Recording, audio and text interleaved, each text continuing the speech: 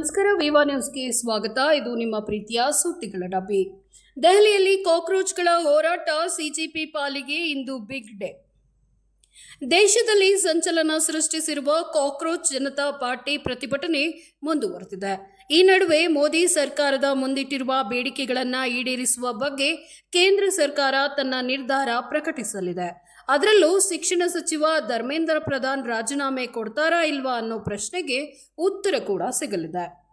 Neat ಪರೀಕ್ಷಾ ಅಕ್ರಮದ ವಿರುದ್ಧ ದೆಹಲಿಯ ಜಂತರ್ ಮಂತರ್ನಲ್ಲಿ ಕಾಕ್ರೋಚ್ ಜನತಾ ಪಾರ್ಟಿಯಿಂದ ಆರಂಭವಾದ ಜೆನ್ಸಿಗಳ ಹೋರಾಟ ದೇಶಾದ್ಯಂತ ಸಂಚಲನವನ್ನೇ ಸೃಷ್ಟಿಸಿದೆ. ಒಂದು ಕಡೆ ದೆಹಲಿಯಲ್ಲಿ ಕಳೆದೊಂದು ತಿಂಗಳಿನಿಂದ ನಡೆಯುತ್ತಿರುವ ಪ್ರತಿಭಟನೆ ವ್ಯಕ್ತವಾಗ್ತಿದ್ರೆ, ಈ ಪ್ರತಿಭಟನೆಗೆ ಬೆಂಬಲವಾಗಿ ಬಹುತೇಕ ಎಲ್ಲ ರಾಜ್ಯಗಳಲ್ಲಿ ಹೋರಾಟ ಶುರುವಾಗಿದೆ.